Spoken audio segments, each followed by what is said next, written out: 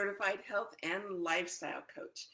And I have been obsessed with the idea of changing my habits.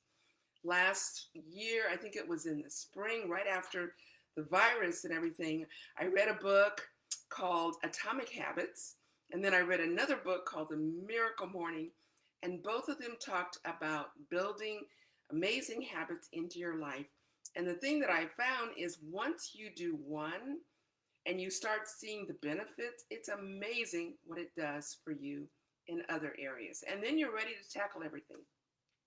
Well, yesterday, and actually today too, I listened to the first part yesterday, but I was listening to an interview by Professor B.J. Fogg, and that's Fogg, two G's. I'll put a link to his book, but it's called Tiny Habits. And of course, the title just grabbed me. And he was saying you need three things to really make changes. You have to be able to do the thing you want to do. You have to want to do it.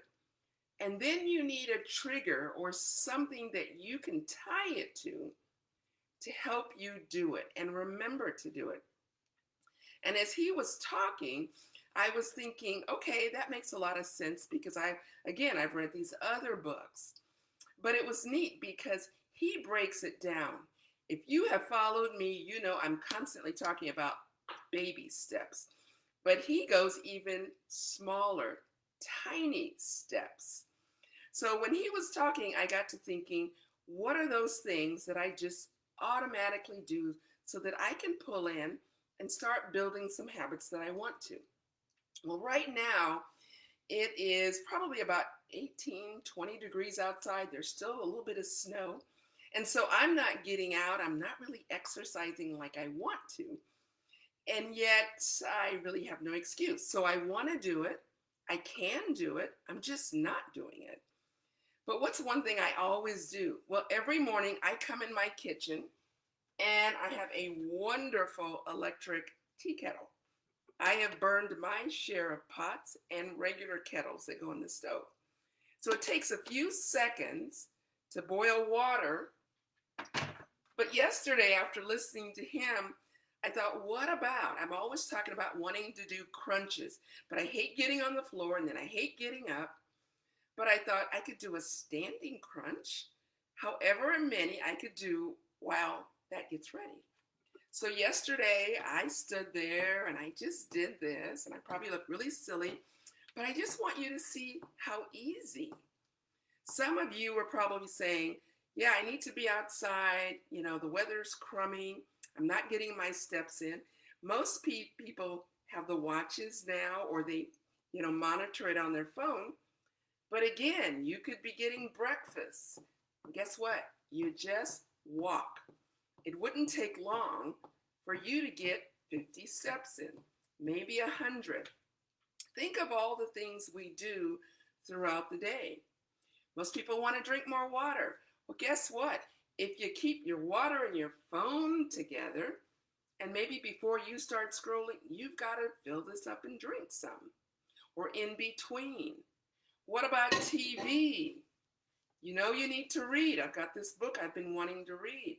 Well, before you turn on the TV, you've got to read 2 pages. And the thing is, the beauty is, he talks about starting really, really, really tiny. So often we get the idea that we want to do something, but we make these big, huge plans, and we may succeed 2 days in a row, but by the 3rd, 4th, 5th day, we're not doing it at all. So he recommends, again, maybe it's just the 30, 40 seconds of my kettle boiling, or setting a goal of reading 1 page before you turn the TV on, or 2 pages, and do that consistently.